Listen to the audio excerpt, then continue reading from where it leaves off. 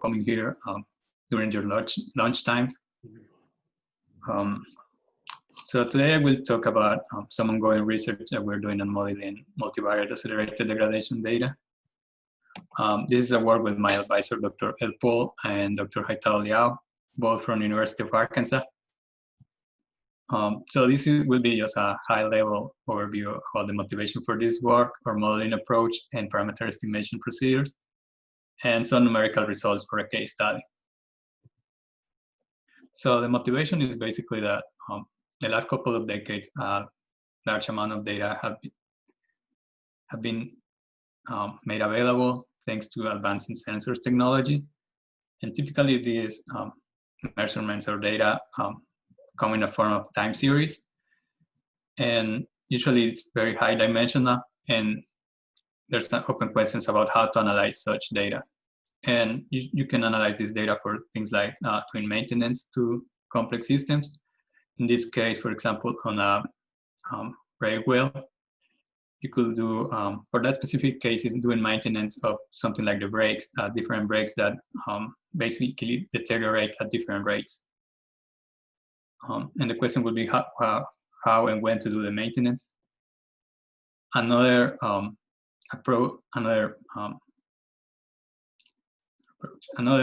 use for this kind of data is health monitoring, especially with the advances in socioeconomic badges. That means something like every time that you report how long it took you to do some run, and then monitor through time that or your performance, and also the information that we can get from the smartwatches. And for a specific case, we have data from a toner machine. A toner machine is basically it's an electronic component that is used to modulate electronic signals during product testing. And basically, you have different outputs. And for this data set, each of these outputs is called a direction. And for this particular data set, we have 3 directions, A, B, and C. And for each of them, we have to monitor the power of the signal, or the power gain for the signal, which through time tends to go down. So you have basically what would be a power loss, or a loss in your power gain. And also the signal noise. And the idea here is that as you have more noise, basically the data that you get from your test on your electronic components is more unreliable. So because we have these 2 processes for the 3 directions, we will have SIG degradation processes. And moreover, in this case, each of the units, well, we test 12 units, and 3 units at different temperature levels. And this is called accelerated degradation testing because usually these type of toner machines, you will use them at 25 degrees Celsius, 25 to 30 degrees. But in order to speed up the collection of data, they tested them at much higher temperatures. And in order to eliminate something like the initial effects or initial level of this process and to homogenize the gain and noise processes, we transfer the data to basically just model the increase on the noise or the increase in the loss of power as a percentage of the initial measurement.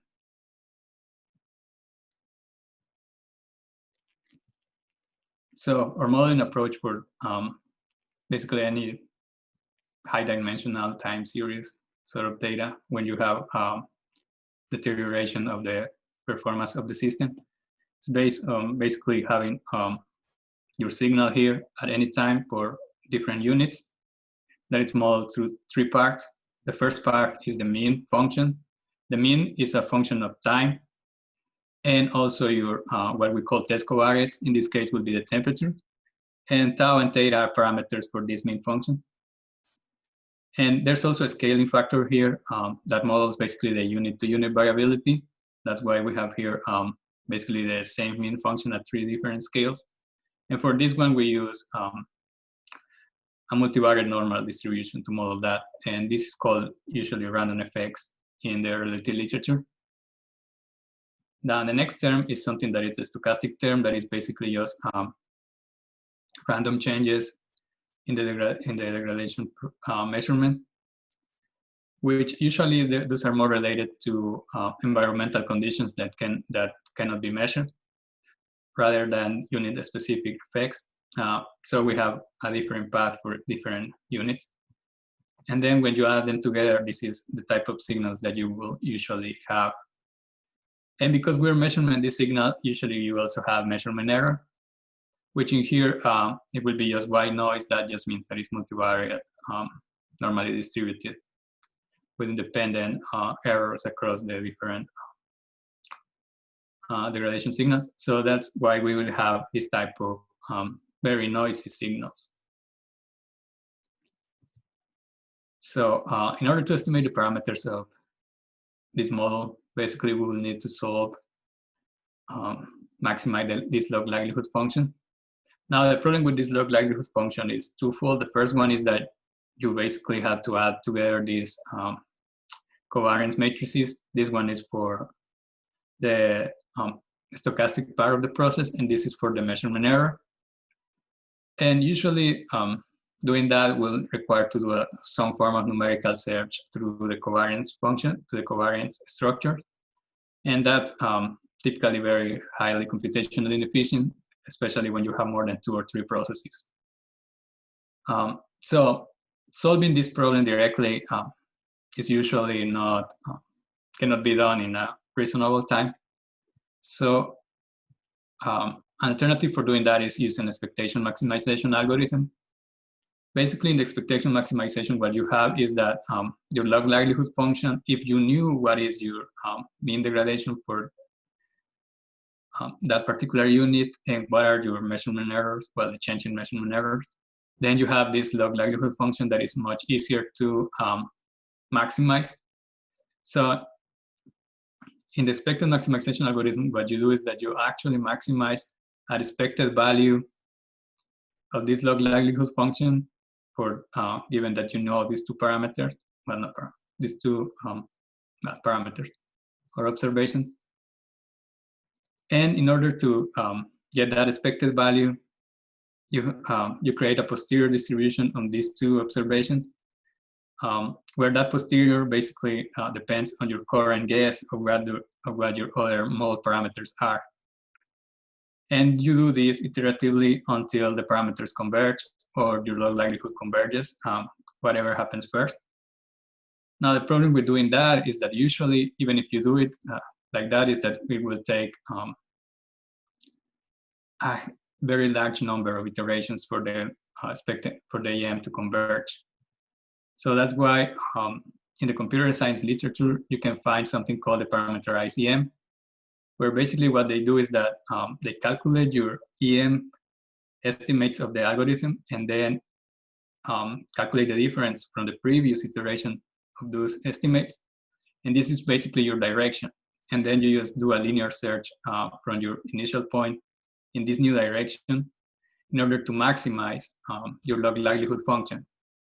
And typically you will have multiple ways to select like your maximum step size.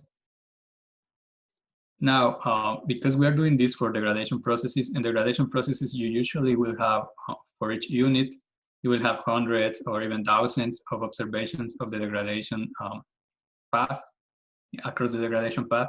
And because you have that, usually your parameters that are related to your Brownian motion here and your measurement error here will tend to converge much faster. So what we do is that we did the EM, regular EM until these parameters converge, because again, usually you will have hundreds of thousands of observations of that. And then we use the parameterized EM in order to obtain a better parameters, so better estimates of the parameter related to the mean degradation function. And we continue to do that until the log likelihood converges. However, even when we do that, if we have a general form of this covariance function, it's basically too computationally expensive to try to solve that, because again, it will be just a numerical search over all the possible entries of that covariance function. And usually what we would like is to have a closed form expression for that covariance. And in order to do that, there are two ways. The first one is assume that you have independent degradation increments. That means that sigma is diagonal.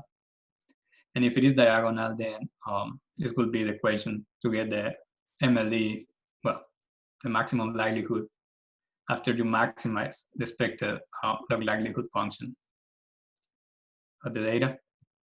And the other way is to have a common time transformation. That means that all of the Brownian motion have the same transformation H. That basically just scales the Brownian motion path. And in order to do that, after we do that, this will be our maximum likelihood estimate. And if we do this, then we can do the penalized EM algorithm much more efficiently. And later, because this is a general model, you can have multiple forms or your shape functions, basically your H and G functions. And because we can have multiple of them, we can have a different set of multiple competing models. And the question usually is how to select among these competing models. And basically, here the idea is that once you have a maximum likelihood estimate of the parameters for that particular model, you can transform the data using this equation. And once you have this transformed data, basically you test, in this case, we choose the Anderson-Darling test to see if this data follows standard normal distribution. Basically, the idea here is that if the model has a good statistical fit, this transformed data will follow the standard normal distribution. We use the Anderson-Darling test because usually that one has more power than some other alternatives like the Kolmogorov-Smirnov test for this particular hypothesis. Now, once you do that and you have these p-values of the different models, you can just basically filter the models based on a minimum p-value. And once you have the models that have a really good statistical fit to the data, you can use the AIC or the VIC for selecting the best model. So now based on that, I will show the numerical results of doing this methodology for our degradation processes data for the toner data set. So to fit this, to fit the data, basically we use the AIC as our secondary criteria, and we assume this power type function for the Brownian motion. And for the G function that affects the mean degradation, we assume two functions. The first one is, again, a power type of function where you have a baseline parameter or baseline shape of the mean degradation path, and which has a parameter here that is a linear function of your temperature, basically, in our case. And the next one is when you have basically a log linear relationship between your mean degradation parameter and your temperature. Now, the second model is used like that because that one is equivalent to the Arrhenius model after you have transformed the temperature data to an appropriate X here. And that's usually widely used for analyzing electronic components when you have temperature-related changes in performance. So for each of these models and functions, we also modify the model a little bit to see if some of the different components of the model didn't have that much of an effect. So the first submodel is when you don't have Brownian motion. Basically, this part here disappears in here, and you only have what is called a general path with measurement error. When you have random effects here and your mean degradation parameter. Now, after feeding the model, we observe that you don't have a good p-value, so this model is not statistically, doesn't have a good statistical fit. That means that our Brownian motion here will be significant later in other models. Now, the next one is a fixed effect model. That means that mu doesn't have any randomness, and it's just fixed here. And for that case, when we have a common time transformation for the covariance function, and we use the first function, this linear relationship for the temperature and our power parameter, power coefficient. it has a very good p-value, but in any other case, it doesn't have a good p-value. And then we tried our full model, again, for both covariance structures. And again, using the common time transformation had a acceptable p-value. So the next step will be to see between these two models, which one has the best AIC, and in this case is the full model under the second function that it's basically equivalent to the Arrhenius model and the common time transformation. Now, based on that, we can do the relative predictions for these two statistically significant models. In here, the first model in blue is the fixed effects model with the first function here. The characteristics of that model is that it's very sensitive to your temperature. That's why when you pass from 25 to 85 degrees, you can see a large drop in the reliability. Basically, that means that at maximum stress, this unit should fail in a couple of hours.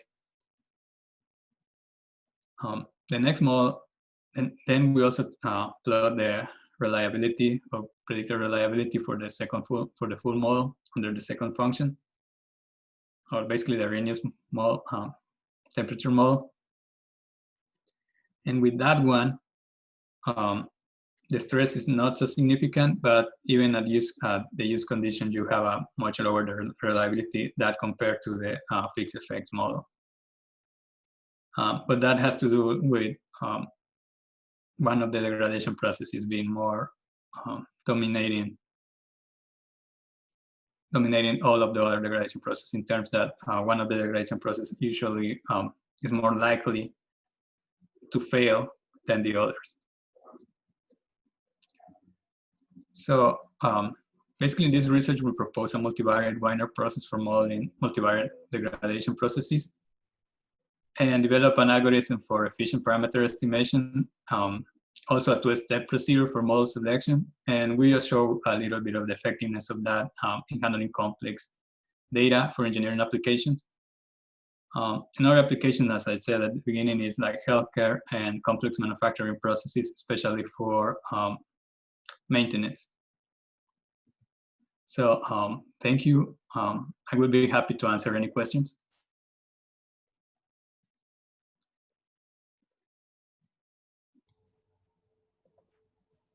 I have a quick questions. Yeah. If possible. Okay, thank you for the presentation. I have a question about the approach that you use, and how is that different from the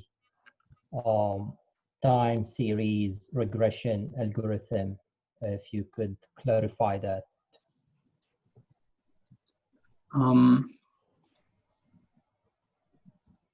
Yeah, usually the time series regression is usually equivalent to what we have here in the general path models. The main difference is basically the G function can be anything. So that's why we have multiple choices here. And the other difference is that you also have a Brownian motion term in here.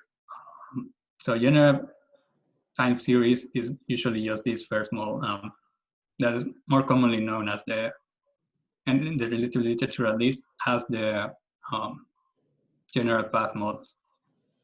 But the main difference between these models is that we have here this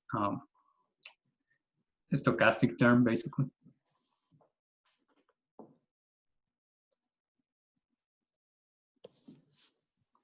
So the stochastic term, what is it supposed to capture?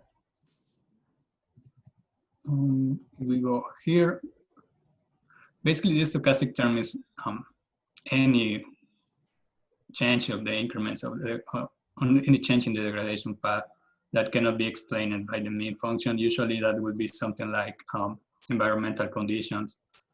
Like, for example, in this test, it's based on temperature, but you, even in the best chambers, you cannot really have the constant temperature all the time. And if you cannot really measure that, then this difference is probably due to this stochastic term, will be modeled by that stochastic term. So it's basically just modeling anything that cannot be explained for the measurement error, or just the general trend of the model.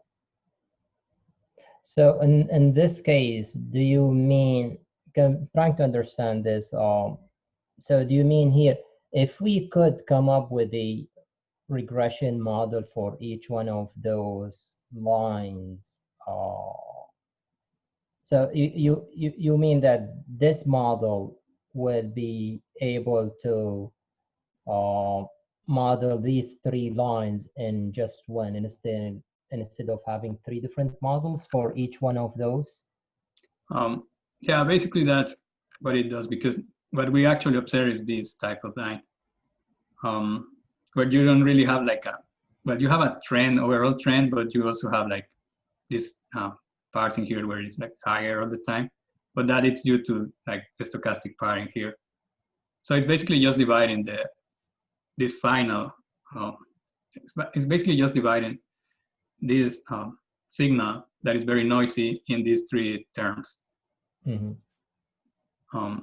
Yeah, and again, regular nonlinear regression will be just the first and the third term without the stochastic part. Okay. Also, I guess that you could do something like moving average to try to smooth out these two terms. The problem with that will be how to later the prediction of the reliability of what would be your next signal or degradation signal. Because that's usually what we want in the relative literature. Like if you are here, try to predict when you were hit here, for example. Okay. So. So instead of having like the same shapes of these three lines, basically these stochastic terms will allow each one of those models to vary independently of the others. Yes. Okay, thank you.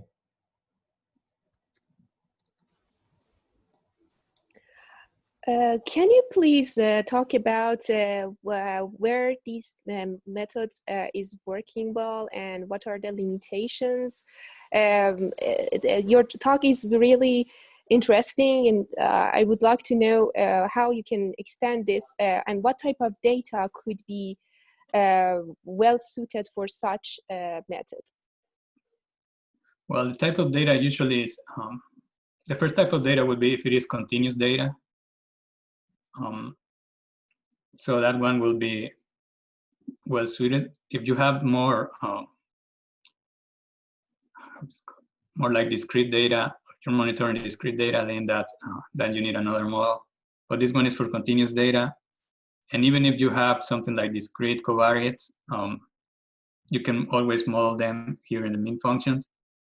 Now this model, well, and most models usually struggle when you have a high, well, no, actually a low signal to noise ratio. That means that when either the measurement error, well, mostly the measurement error is really high, then you have a hard time trying to estimate this Brownian motion. And the other case in a simulation studies that we have been doing, that are not presented here, is that when you have very high randomness in this scale factor, that means that when these guys here vary a lot, in that case, you usually will have a hard time trying to differentiate between these covariance and the actual effect of the covariate. For example, in your case study, you will have a very hard time to differentiate if you have randomness in this mean or is really the effect of your temperature. So that's usually the case. The other thing is that this method functions best when you actually know, like, when you actually measure something that you would consider a failure. For example, if you have like hundreds of thousands of signals and you don't know really which signal indicates that your system has failed, then in this case cannot be used. Well, this model cannot be used. And also, if you have like more than 10 or 20 even like 10 or more degradation signals, then you can run into problems of requiring or running out of memory, especially if you use like personal computers. So those are the main limitations. That this model is basically to modeling signals for things that you know that will cause a failure. In this case, because we know that that basically, if your power is too low, basically you cannot use this toner, and if your noise is too high, you cannot use this toner. So because we already know that if those two things happen, and we cannot continue to use this particular toner, then that's why we can use this model. But if you have just a general, in general, a lot of sensors, and you don't really know which one is more related to your failure mechanism, then you need to do something else. Also, one of the assumptions is the data should be normal, right? No, you don't need that, because usually you can model any nonlinearity in here. No, my question is, sorry, my question is about this data distribution. So you, I guess you mentioned somewhere you will test whether the data distribution is normal or not. Yeah, but that's because basically, if you have a good G and H functions, then the distribution of this data will be normal. Okay. So, just basically because you can have any G or H form that you want. The idea here is that how to differentiate among them, especially, that's the main idea. And basically it's just that if these two functions are selected correctly, then this whole thing will be normally distributed. Right. So do you think you can extend it to non-normal distribution if you don't know about the data distribution in the beginning? So do you think this method can be extended to any type of distribution in the data?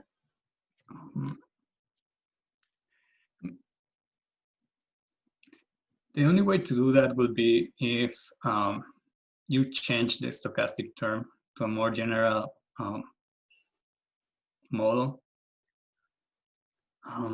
But that will also require to basically change how you do the parameter estimation, because the parameter estimation, the EM step, is based on basically all of those guys forming a normal distribution once you know G and H.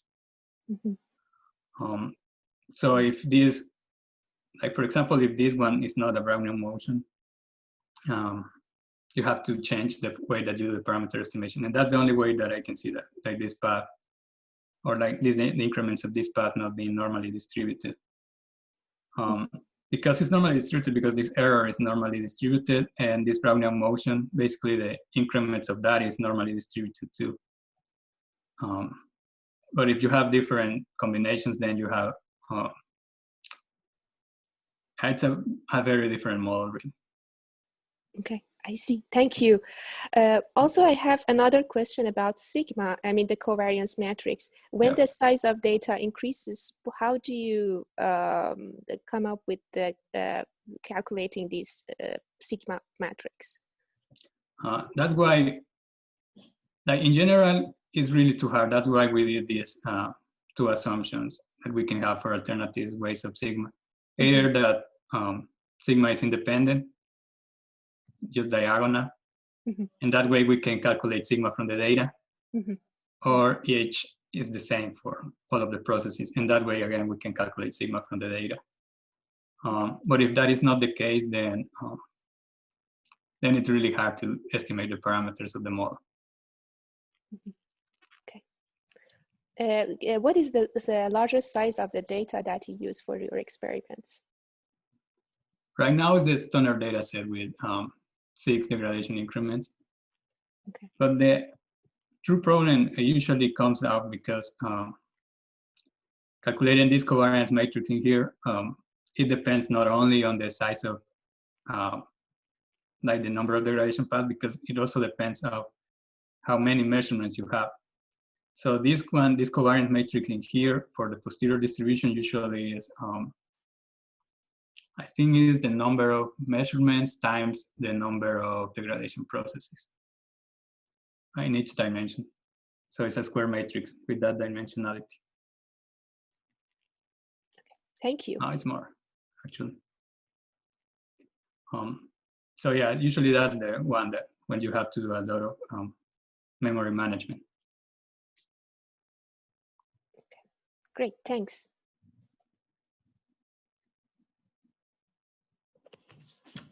Any other questions? I have a quick, not question, but asking if, did you have any published papers out of this work? We're trying to finish that this month. It's just that the simulation studies are taking longer than I expected. Okay, good. Thank you all. Put us in the loop if you get any published papers out of this work. Thank you very much. Thank you. Okay, anybody else? Well, Cesar, thanks so much for your presentation, and thanks so much for everyone who's been coming this summer. I think this has really been a success. You know, for PhD students and other graduate students to be able to make a research presentation, and for this community, this ORMS community, to still keep a little bit of contact, at least among graduate students, for, you know, a few of us who have been coming every week. I've learned so much this summer on a variety of topics, and I'm sure you all have as well. And hey, maybe we should do this again next summer. So Cesar, thanks so much for finishing out the summer, and thanks everyone else for joining us. Okay, thank you, Dr. Baker, for organizing this again. Yep, no problem.